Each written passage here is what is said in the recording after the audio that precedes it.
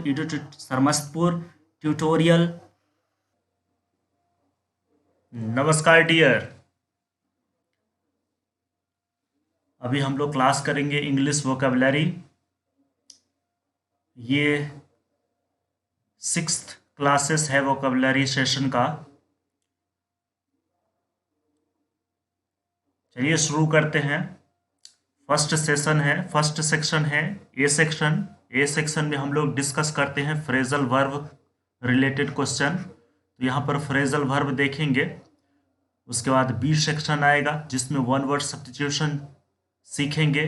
फिर section D आएगा जिसमें इडियम्स एंड फ्रेजेस सीखेंगे। और फिर लास्ट सेक्शन डी नंबर आएगा जिसमें सिनोनिम्स और एंटोनिम्स सीखेंगे। चलिए बिना समय गवाए शुरू करते हैं।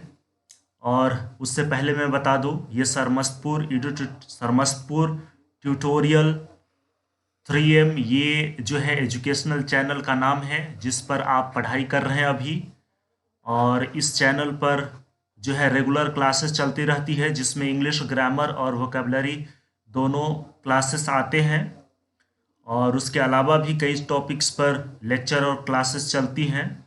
आप प्लेलिस्ट में जाकर के वहाँ से अलग अलग प्लेलिस्ट से क्लासेस कर सकते हैं। It is very beneficial for SSC, CGL, CHSL, MTS and PO clerk, banking exams and so many other competitive examination also. Okay dear, let's begin today's session. First question of first phrasal verb of section A. First number, appeal to something.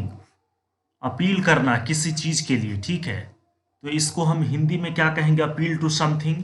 इसका meaning है प्रार्थना करना, appeal करना किसी के आगे। और इसके पीछे वाले क्लास में वोकेबलरी सेशन का जो क्लास हुआ था, क्लास 5 एपिसोड का 5th पार्ट का जो क्लास चला था, उसमें हमने सीखा था अपील टू, वो किसी पर्सन के लिए, to someone. But here we are learning appeal to something, किसी चीज के लिए अपील करना, प्रार्थना करना, किसी कोई वस्तु के लिए या फिर कोई जो नॉन लिविंग थिंग्स हो उसके लिए अपील करना। तो इसका meaning synonyms as a meaning देख लेते हैं। बिसीच है, दूसरा एंट्रीट है, सेम मीनिंग है। एज फॉर एग्जाम्पल के रूप में हम यूज करते हैं एक सेंटेंस में अपील टू को कैसे यूज करेंगे, इसके भी सीखते हैं। After the earthquake the government, after the earthquake का मतलब अर्थक्वेक होने के बाद, ठीक है। आफ्टर द अर्थक्वेक होने के बाद the government appealed for emergency aid and assistance. Government ने अपील किया, डिमांड किया इमरजेंसी एड और असिस्टेंस, जो जितना जल्दी हो सके वो मदद के लिए आह्वान किया। किससे प्रार्थना किया? फ्रॉम कॉरपोरेट हाउसेस, कॉरपोरेट जो हाउस है उन लोगों से प्रार्थना किया अर्थक्वेक के बाद इमरजेंसी एड और असिस्टेंस के लिए, मदद के लिए, प्राथमिक उपचार के लिए कॉरपोरेट हाउसेस से जो है प्रार्थना किया गवर्नमेंट। अब देखते हैं दूसरा क्वेश्चन क्या है। दूसरा फ्रेजल वर्ब है यहाँ पर आस्क फॉर।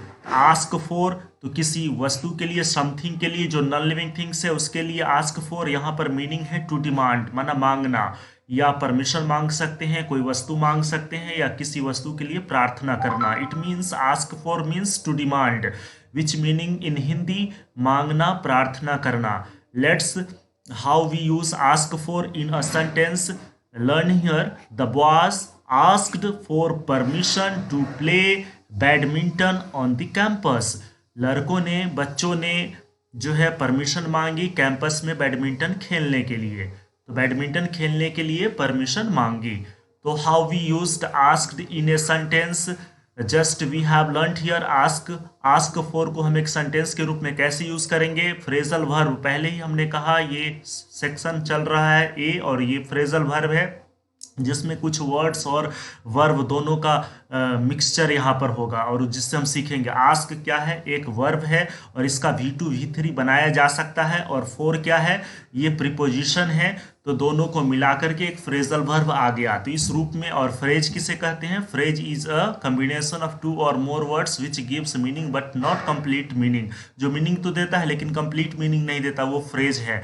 अगर ग्रामर सीखनी है तो आप प्ले लिस्ट में जाइए और ग्रामर सेक्शन का जो इंग्लिश ग्रामर का जो लिस्ट है उसमें से आप हर एक टॉपिक टॉपिक पर डिटेल में समझाया हुआ सीख सकते हैं। यहाँ समझते हैं। तो इस प्रकार आस्क फॉर बन गया और ये फ्रेजल वर्ब है, तो इसको हम सेंटेंस में यूज कर सकते हैं। Let's see the third number, back out. Back out का मीनिंग क्या होता है? What is the meaning of back out? Means जुबान से पीछे हटना, माना अपनी जो बातें हम किसी से कही या कहा या प्रोमिस किया या प्रोमिस किए या की, उससे पीछे हट गए। तो विड्रॉ फ्रॉम अ कमिटमेंट और promise. In this way the meaning of back out is withdraw from a commitment और प्रोमिस। अपनी बातों से पीछे हटना, उसको कहते हैं बैक आउट। इस प्रकार बैक आउट को हम कैसे एक सेंटेंस के रूप में यूज कर सकते हैं? Let's see and learn how to use back out in a sentence. As for example, before the election. यहाँ पर समझिए कॉमा आ गया और ये बिफोर द इलेक्शन, इसका मतलब है इलेक्शन से ठीक पहले क्या हुआ? The finance minister promised to cut taxes. Finance minister ने टैक्स कम करने की वादा किया, कम करने का वादा किया। इलेक्शन से ठीक पहले फाइनेंस मिनिस्टर, वित्त मंत्री ने टैक्स कम करने का वादा किया। बट लेकिन after being elected he backed out saying they couldn't afford to.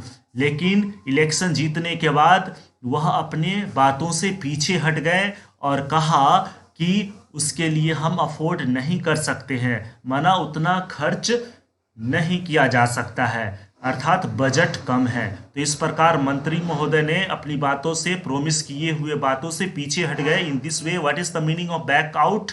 Back out का मतलब क्या हुआ? अपनी कही हुई बातों से पीछे हटना। Let's see next phrasal verb here, back on. What is the meaning back on dear? Back on का मतलब क्या है? बैक ऑन का मतलब है अबंडन और इग्नोर। अबंडन और इग्नोर। और अबंडन का मतलब क्या होता है?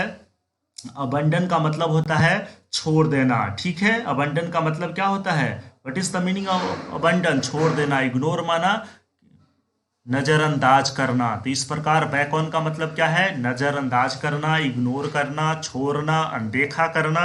It means abandon, ignore. And how we use this back on in a sentence? Let's learn how to use in a sentence. तो इस प्रकार एग्जाम्पल देखिए, good friends do not back on their friends in misery. अर्थात good friends do not back on, जो अच्छे दोस्त होते हैं, do not back on their friends in misery. जब कभी आपत्ति आती है तो अपने दोस्तों का साथ नहीं छोड़ता। Who does not back on? Good friends. But this is the way to judge to your relatives who is with you or who is with not you in the time of misery, or in the time of जब जरूरत पड़े उस समय कौन आपके साथ है और कौन नहीं है, वो पहचान करने का समय होता है। But here we are learning about the phrasal verb, how we use the phrasal verb in a sentence. And already we have learned 4 phrasal verbs and it is the number 4 that we have learned how to use in a sentence. Let's see the 5th number phrasal verb, that is backup. What is the meaning of backup? Means to support, give specially moral support to.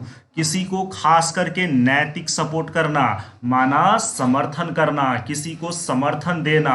It means backup. How we use backup in a sentence?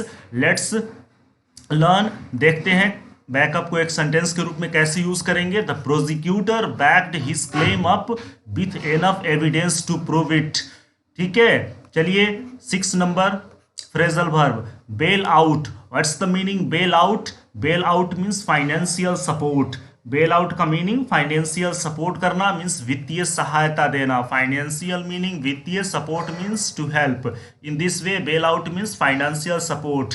Let's learn how to use bail out in a sentence. Whenever John gets into debt his parents bail him out by him money. ठीक है, जब John घाटे में चला गया तो उनके माता पिता ने उन्हें वित्तीय सहायता दी। In this way whenever John gets into debt his parents bail him out by him money, by giving him money. Okay, let's see the question number 7, phrasal verb number 7, bear down on. What is the meaning bear down on? Means पहुंचना means approach rapidly और purposefully. ठीक है, और इसको sentence के रूप में कैसे यूज करेंगे डियर, देखिए ध्यान से। Everyone was worried as the cyclone bore on their city. Everyone was worried, everyone here sentence, everyone was worried as the cyclone bore on their city. In this way we have learnt the meaning of bear down on and how we use this phrasal verb in a sentence. Let's see the next one, bear up. What is the meaning bear up? जोश पैदा करना। bear up means जोश पैदा करना, raise one's spirit, किसी को उत्साहित करना, किसी का मनोबल बढ़ा देना। ठीक है, means to encourage someone, to inspire someone, to raise one's spirit. In this way we have learned bear up. Okay, let's see example how we use bear up in a sentence. Rajesh is a good cricketer but he doesn't bear up well under pressure. Rajesh एक बहुत बढ़िया cricketer है, बल्लेबाज है, माने cricketer है, लेकिन pressure में वो बढ़िया नहीं कर पाता है। ठीक है, तो ये आपका सेंटेंस के रूप में हम इस्तेमाल किए हैं बियर अप को। चलिए सीखते हैं 9th नंबर फ्रेजल वर्ब। यहां पर 9th नंबर फ्रेजल वर्ब है bear out. What is the meaning bear out? Bear out का मतलब होता है समर्थन करना, सही ठहराना, to support somebody, to confirm something. Means to support somebody और to confirm something, these are the meaning of bear out. How we use bear out in a sentence? Bear out को एक सेंटेंस के रूप में कैसे इस्तेमाल करेंगे, कैसे प्रयोग करेंगे, सीखते हैं। He never bears out whatever you say. Okay, let's we see the next phrasal verb. Number 10, bear with. What's the meaning bear with? To endure patiently. What is the meaning to endure patiently? Means धैर्य पूर्वक सहन करना। Basically the meaning of bear means सहन करना। तो bear with means धैर्य पूर्वक सहन करना। कोई ऐसी समस्या हो जिसका इलाज है लेकिन थोड़ा सा उसमें टाइम टेकन है, वो तो उस हिसाब से क्या करना पड़ेगा, थोड़ा सा धीरज रख करके शांत तो करना पड़ेगा। या कोई ऐसा सिचुएशन आ गया जिससे बाहर निकल तो सकते हैं लेकिन कुछ समय उसमें लगेगा। इन दिस वे धीरज पूर्वक, धैर्य पूर्वक सहन करना। As for example, if you bear with me I shall explain this issue. अगर आप थोड़ा धीरज रख करके मुझे सुनेंगे, अर्थात मैं जो बोलता हूँ उसको सुनेंगे, सहन करेंगे, तो मैं इस मुद्दे को बढ़िया से समझा सकता हूँ आपको। कई बार होता है ना कि कोई कुछ बोलता है तो वो धीरज रख के सुनता ही नहीं है, उसको सहन ही नहीं करता है। तो यही यहाँ पर मैं वो कह रहा है, if you bear with me I shall explain this issue. अगर आप थोड़ा धीरज रख करके सहन करें तो मैं इसे आपको समझा सकता हूँ। अर्थात धीरज का गुण जो है होना चाहिए सभी में। चलिए देखते हैं दूसरा सेक्शन, वोकैबुलरी क्लास का दूसरा सेक्शन है one word substitution. Let's begin with the first question. With the first one word, that which can easily be curved without breaking. First number क्या है? That which can easily be curved without breaking. जिसको बिना तोड़े आसानी से मोड़ा जा सकता है, क्या कहलाएगा? हमारा आंसर है फ्लेक्सिबल। क्या है हमारा आंसर? फ्लेक्सिबल। लेकिन इनकरप्टिबल का मतलब क्या होता है? इनकरप्टिबल का मतलब होता है ईमानदार लोग, जो ईमानदार होते हैं। एस्केपिज्म का मतलब क्या होता है? एस्केपिज्म का मतलब होता है पलायनवाद। और रिफॉर्मिज्म का मीनिंग क्या होता है? रिफॉर्मिज्म मीन्स सुधारवाद। In this way we have learned 4 meaning in a single question. चलिए देखते हैं दूसरा नंबर। दूसरा नंबर क्या है? Temple dedicated to all the gods. Temple dedicated to all the gods. Here one word we have pantheon. What is the one word for the temple dedicated to all the gods? Pantheon means Sarveshwar मंदिर, जहाँ पर ऐसा मंदिर जो सभी देवी देवताओं के लिए हो, तो उसको हम लोग पैंथियम कहेंगे। दूसरा एक वर्ड है demography. What is the meaning of demography? जनसांख्यिकी। एक है इन्फेक्शियस, इसका मीनिंग होता है संक्रामक, और एक वर्ड है फिजियाट्रिस्ट, इसका मतलब होता है मनोरोग विशेषज्ञ। चलिए देखते हैं next question. Third number question यहाँ पर क्या है? थर्ड नंबर है something that is hidden. What is the sentence here? Something that is hidden, इसका मतलब कुछ है जो छुपा हुआ है। तो उसके लिए एक वर्ड है यहाँ पर मिस्ट्री। कौन सा वर्ड है? मिस्ट्री मीन्स रहस्यमयी। ठीक है, तो ये हमारा राइट आंसर है। लेकिन दूसरा वर्ड सीखते हैं। विस्पर का मतलब होता है फुसफुसाना। हरबिंगर, हरबिंगर एक वर्ड है। हरबिंगर का भी बहुत बढ़िया मीनिंग है। ये मीनिंग है, हाँ जी, पथ प्रदर्शक। अभी मैं कुछ भूल रहा था, पथ प्रदर्शक हरबिंगर का मतलब है। आर्टिलरी कहते हैं जो युद्ध वगैरह में तोप, जिससे गोला बारूद जो छोड़ा जाता है, तोप खाना आर्टिलरी को कहते हैं। देखते हैं next question, 4 number. So deep that the bottom can not be reached, इतना गहरा है कि उसकी पेंदी को नहीं छुआ जा सकता है, वहां तक पहुंचा न जा सके, तो उसको हम क्या कहेंगे? अनफैथोमेबल। क्या एक वर्ड है? अनफैथोमेबल। यहाँ पर अनफैथोमेबल है तो इसको मतलब है अगाह या अगाच। अथाह, इसका मतलब होता है अथाह या अगाच। ठीक है, चल भी नहीं रहा है पेन। बॉटिक एक दूसरा वर्ड है, बॉटिक। तो आंसर तो हमारा हो गया 4 का अनफैथमेबल। लेकिन बॉटिक का मतलब क्या होता है? दुकान होता है। इम्पुडेंट मतलब निर्लज होता है। फैलनी का मतलब महाअपराध होता है। जो बहुत बड़ा मर्डर करे तो उसको हम क्या कहेंगे? फैलनी कहेंगे। बड़ा मर्डर करने वाले को फैलनी कहते हैं। चलिए देखते हैं नेक्स्ट क्वेश्चन। क्वेश्चन नंबर 5 क्या है?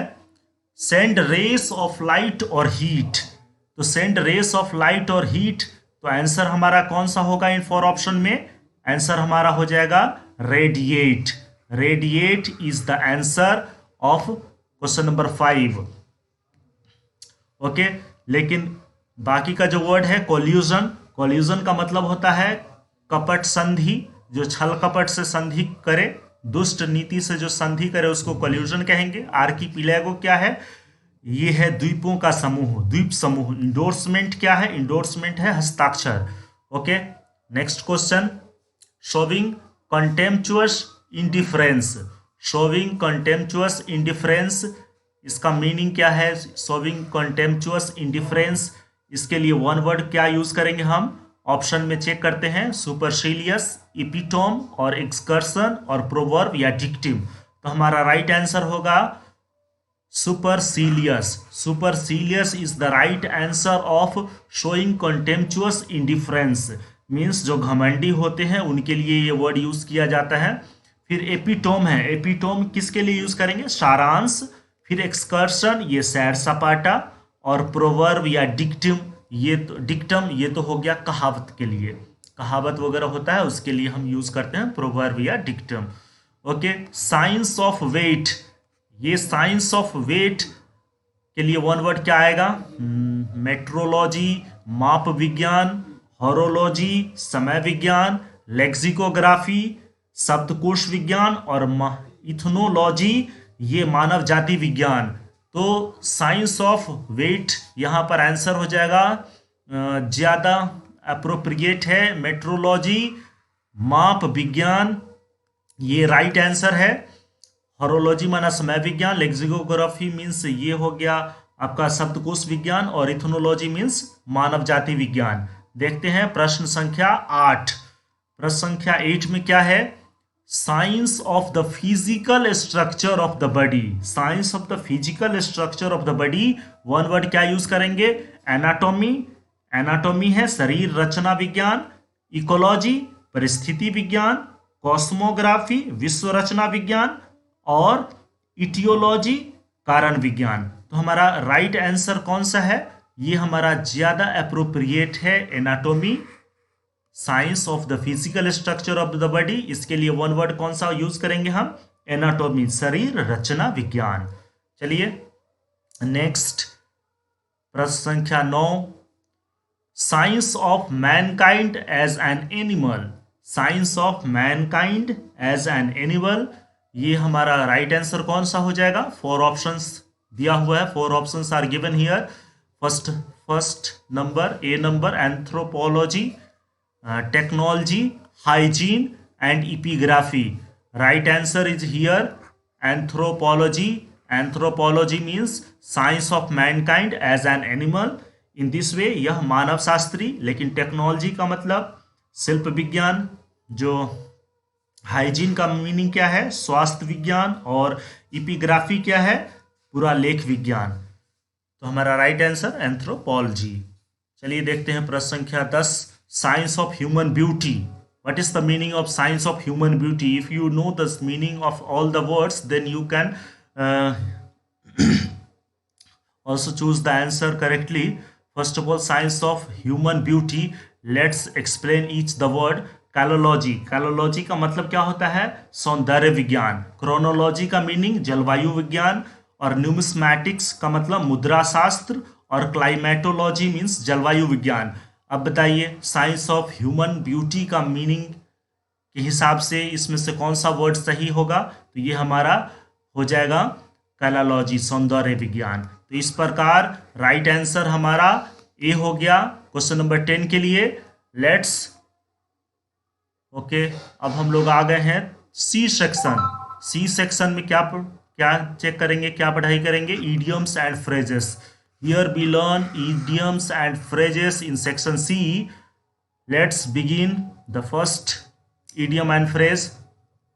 First number, to go behind one's words. इसका मतलब कोई अपनी बातों से मुकर जाना।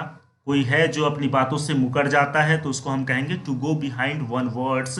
इट मीन्स टू डिनाई, मना कर देना। तो इसको हम सेंटेंस के रूप में कैसे यूज करेंगे? मदन बाबू never goes behind his words. Madan बाबू जो है कभी अपनी बातों से मुकरते नहीं हैं। तो इस प्रकार कोई कोई ऐसे व्यक्ति भी होते हैं जो अपनी बातों का जवान का पक्का होता है, तो उसके लिए हम यूज कर सकते हैं to go behind one's words. It means to deny,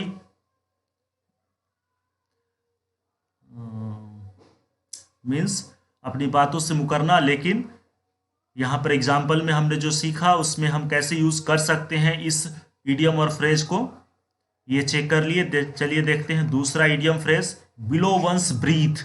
माना इन अ लो वॉइस, बहुत धीमा बोलना, माना दबी जुबान से। कोई कोई ऐसा व्यक्ति होता है जिसको हम कह सकते हैं गरम मिजाजी, ऐसा जो दूसरों को लथाड़ते रहता है। उस हिसाब के व्यक्ति के सामने कोई कोई अपनी बातों को ठीक तरीके से कह भी नहीं पाता है, बोल भी नहीं पाता है। तो वहाँ पर अगर कुछ कहना भी होगा तो दबी जुबान से ही अपनी बातों को उसके सामने रखेगा, ऐसे व्यक्तियों के सामने। तो इसको हम कैसे यूज कर सकते हैं सेंटेंस के रूप में? Everyone oppose him with below his breath. माना हर कोई जो है, इसका मीनिंग क्या है? हर कोई व्यक्ति जो है उसके पीठ पीछे उसका बुराई करता है। तो ऐसे व्यक्तियों के सामने तो कोई बुराई नहीं कर सकता है। क्यों क्यों नहीं करेगा? क्योंकि वो उसको पनिश कर सकता है, उस समय सजा दे सकता है, उसको जो है उसकी कुछ प्रॉफिट कम कर सकता है। इस हिसाब से उसके सामने उसकी महिमा करेगा, लेकिन पीछे क्या करेगा? उसकी बुराई ही करेगा। तो इस प्रकार हम लोग सेंटेंस के रूप में इसको यूज कर लिए। चलिए सीखते हैं third number. What's the third idiom and phrase? Below the belt. What's the meaning below the belt? Means contrary to the principle of fairness. What's the meaning? Contrary to the principle of fairness, इसका मतलब होता है गलत तरीके से। तो इसका तो मीनिंग समझ लिए। Let's learn how we use this idiom and phrase in a sentence. CBI raided the CM office in Mumbai. CBI जो है CM office, below the belt, contrary to the principle. ये एग्जाम्पल यहाँ पर गलत आ गया है। इस एग्जाम्पल को गलत तरीके से, गलती से दूसरा एग्जाम्पल यहाँ पर टाइप हो गया। ये होना नहीं चाहिए क्योंकि ये इडियम और फ्रेज को इसमें यूज़ नहीं किया हुआ है। Let's see the next number, fourth number, to raise to the bench. To raise to the bench का मीनिंग होता है जज बनाना, टू मेक अ जज। Here example, Mr. S.K. Saxena has been raised to the bench in the Supreme Court of India. 5 number, beside the mark, it means irrelevant, means which is not relevant, that is beside the mark, means अप्रासंगिक. As for example,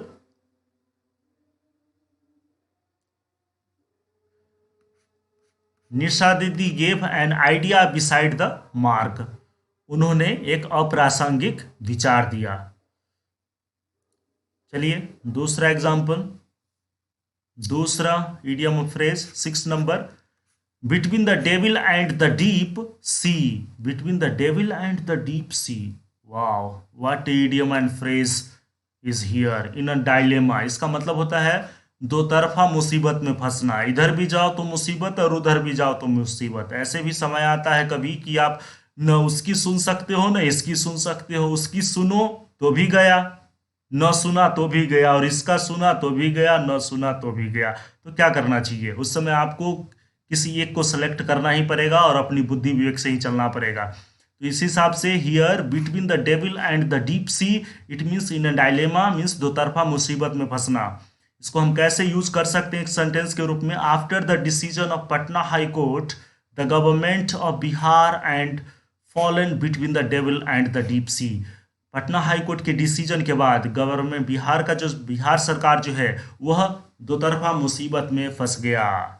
चलो भाई dear, दूसरा 7 number idiom phrase check करते हैं.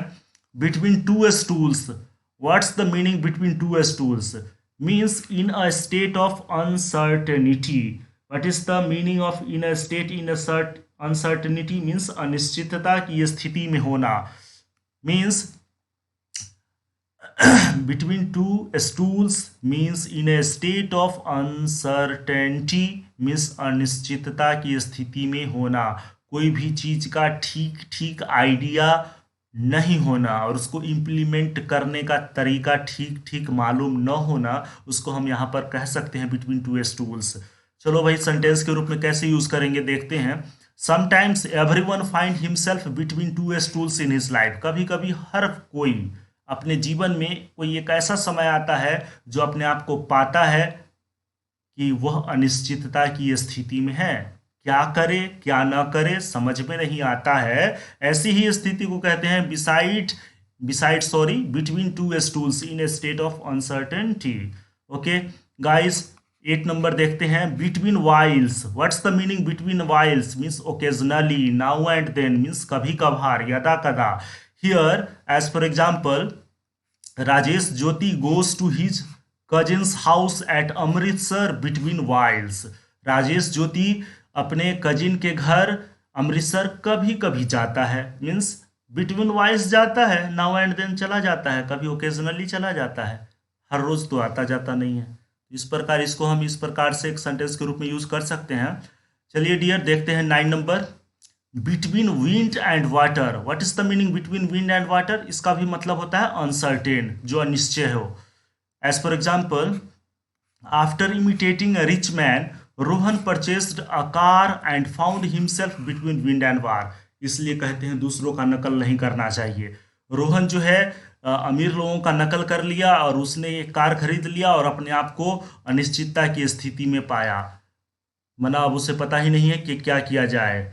चलिए देखते हैं question number 10 number idiom और फ्रेज क्या है? टू बीड वन वेलकम, इसका मतलब होता है किसी का स्वागत करना. It means Sunaina bade her friend Rajesh Jyoti welcome to her house. Sunaina जो है अपनी दोस्त राजेश ज्योति को अपने घर पर स्वागत किया. चलिए देखते हैं. अब हम लोग लास्ट सेक्शन में पहुंच गए हैं. वो सेक्शन है हमारा synonyms and antonyms. This is the last section of the today's class, that is section number D, in which we will learn about synonyms and antonyms. At least 10 words we have to learn here, and each word have 2 antonyms and 2 synonyms. In this way we will learn here 30 words. Okay, let's start. Not 30 words dear, we will learn here 50 words, because there are 10 questions, 10 words, and each words have 2 synonyms and 2 antonyms. It means in every question we will learn 5 words. In this way we will learn here 50 words in a single section. Number D, synonyms and antonyms. Okay, जो भी हो सीखना तो है. चलिए शुरू करते हैं. Evade. What is the meaning of evade? First of all let's hear synonyms are given. Evade means avoid and elude, and antonyms that is acknowledge and confront. Then what is the meaning of evade? Evade का मतलब होता है जी बचाना, जी चुराना या बचना. ठीक है, जी चुराना या बचना. तो ऐसे स्थिति में evade का synonyms क्या है? avoid है और elude है. माना किसी को अवॉइड करना, नकार देना, elude बचना, जी चुराना. तो ठीक इसका उल्टा क्या होगा? एक्नॉलेज, कन्फ्रंट, मना प्रत्यक्ष होना, कोई काम करने में स्फूर्ति दिखाना, किसी कोई बुलाए तो हाजिर जवाबी होना, वहाँ पर अपनी स्थिति तुरंत उपस्थिति दर्ज कराना, कोई काम कार्य करने में महारथी हासिल करना. तो ऐसी स्थिति में हम एक्नॉलेज और कन्फ्रंट यूज करेंगे. और ठीक इन दिस वे इवेड का सिनोनिम्स अवॉइड और इल्यूड हो गया, और एंटोनिम्स एक्नॉलेज और कन्फ्रंट हो गया. दूसरा वर्ड है eternal. What is the meaning of eternal? Eternal का मतलब होता है जो यूनिवर्सल ट्रूथ होता है ना, इसका मीनिंग दूसरा कह सकते हैं जो चिरंतर सत्य हो, नित्य हो, अनंत हो, उसको हम इटर्नल कहेंगे. तो इसका सिनोनिम्स हो गया परपेचुअल, एंडलेस, जो कभी एंड ना हो, इन्फिनिटिव हो जाए. तो ये हमारा सिनोनिम्स है. और इसका ठीक अपोजिट वर्ड हो जाएगा टेम्पररी, मोमेंटरी, मीन्स जो क्षणिक हो, जो अल्पकाल के लिए हो, अस्थाई हो, लगातार नहीं चल सकता है, जो अस्थाई नहीं हो. In this way temporary and momentary are the words antonyms of eternal word. Let's see the third number, esteem. What is the meaning of esteem? Esteem का मतलब होता है सम्मान करना, श्रद्धा, सम्मान या श्रद्धा. In this way respect, reverence are the synonyms of esteem, and ridicule and scorn are the antonyms of esteem. चलिए देखते हैं 4 number, equivocal. What is the meaning of equivocal? माना अस्पष्ट या अनिश्चय. अस्पष्ट या अनिश्चय को इक्विवोकल कहेंगे. इट मीन्स अनसर्टेन, माना अनिश्चय, और एम्बिगुअस मीन्स अस्पष्ट, जिसका मीनिंग एक से ज्यादा हो जाए ये तो अस्पष्ट होगा, जो क्लियरली एक्सप्लेन न किया जाए तो एम्बिगुअस हो जाएगा. बट एंटोनिम्स ओवियस और लूसिड, जो स्पष्ट हो. चलिए देखते हैं next 5th number word. 5th number word क्या है सीखते हैं. एपिटोम. एपिटोम का मतलब क्या होता है बंधु? एपिटोम का मतलब होता है संक्षेप या संग्रह. ठीक है, संक्षेप, संग्रह. जैसे क्वेश्चन आते हैं इंग्लिश में, हिंदी में, कि एक बहुत बड़ी लंबी सी कहानी रहती है और उसको प्रिसाइज करके लिखना होता है, तो उसको हम संक्षेप कह सकते हैं ना, कि संक्षेप संग्रह मीन्स प्रिसाइज. या दूसरा एग्जाम्पल भी कह सकते हैं.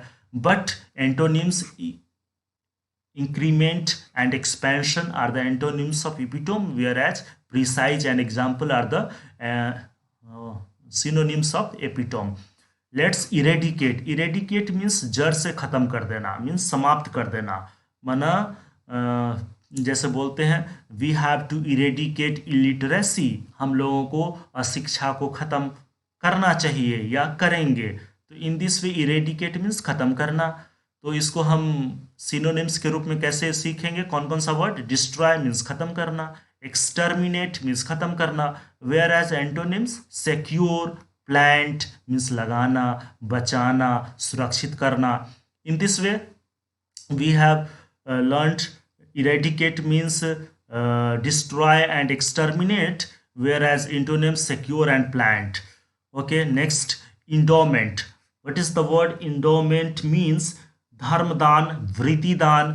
इसको इंग्लिश दूसरा सिनोनिम्स वर्ड हो जाएगा ग्रांट हो जाएगा, बेनिफिट हो जाएगा, whereas एंटोनिम ड्रॉबैक, डैमेज.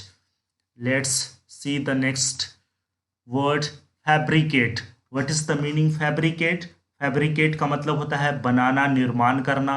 इसका मतलब कॉन्स्ट्रक्ट मीन्स निर्माण करना, डिस्ट्रक्ट मीन्स बर्बाद करना, that is antonyms. Next, produce. Produce means construct, निर्माण करना. Dismantle. Dismantle and destroy are the antonyms dismantle and destroy are the antonyms of fabricate. Okay. 9 number, frugality. What is the meaning of frugality? Frugality का मतलब होता है किफायत, economy, Providence. Means economy and providence are the synonyms of frugality. Means किफायती, बचाव. फिर वहीं पर अगर हम एंटोनिम्स की बात करें तो लेविशनेस और एक्स्ट्रावेगेंस, जो बहु खर्चीला होता है, अधिक खर्चीला होता है, लेंदी होता है, तो उसको हम फ्रुगैलिटी का एंटोनिम्स कहेंगे. चलिए देखते हैं फ्रीवोलस. फ्रीवोलस का मतलब क्या होता है? जो महत्वहीन होता है, मीन्स अमहत्व, ओछा, जिसको नीच कह सकते हैं, नीचे दृष्टि से देखते हैं, जिसका वैल्यू नहीं होता है, उसको हम फ्रीवोलस कहेंगे. और पेटी इसका सिनोनिम्स है और वर्थलेस सिनोनिम्स है. वहीं पर सोलेमन इसका एंटोनिम है और सिग्निफिकेंट एंटोनिम है. माना सोलेमन और सिग्निफिकेंट का मतलब होता है प्रोमिनेंट, इंपॉर्टेंट, मीन्स वैल्यूएबल और वर्दी. इस प्रकार ये सब सिनोनिम्स है. एंटोनिम्स हो गया फ्रीवोलस का, और पेटी और वर्थलेस सिनोनिम्स हो गया. चलिए डियर, आज का क्लास हमारा कंप्लीट हुआ. लेकिन एक महत्वपूर्ण सूचना, जितने भी क्लासेस हमारे चलती हैं यूट्यूब चैनल पर, उसमें जो भी इम्पोर्टेंट नोट्स और पीडीएफ जो है, अगर आपको फ्री पीडीएफ और नोट्स चाहिए तो आप हमारे इस क्लासेस के डिस्कशन में जो डिस्क्रिप्शन है वहाँ पर जाकर के आप एक लिंक दिया हुआ है, वहाँ से डाउनलोड कर सकते हैं. अगर वहाँ न मिले या वहाँ पर कोई प्रॉब्लम क्रिएट हो तो आप जो है अबाउट सेक्शन में जाइए, वहाँ पर टेलीग्राम का लिंक दिया हुआ है, टेलीग्राम चैनल, जो कि सरमस्तपुर ईडू ट्यूटोरियल नाम से एक टेलीग्राम चैनल है. उस टेलीग्राम चैनल को आप क्लिक करेंगे, वहाँ से आप टेलीग्राम को ज्वाइन कीजिए. सारे पीडीएफ्स अब तक के जितने भी क्लासेस हुए हैं सभी का फ्री पीडीएफ वहाँ पर अवेलेबल है. आप डाउनलोड कर सकते हैं और अपने पढ़ाई को एनहेंस कर सकते हैं, अपनी वर्ड पावर को एनरिच कर सकते हैं. In this way today we have finished our classes. So thank you and goodbye. Again we will meet in the next class. Till then, bye bye.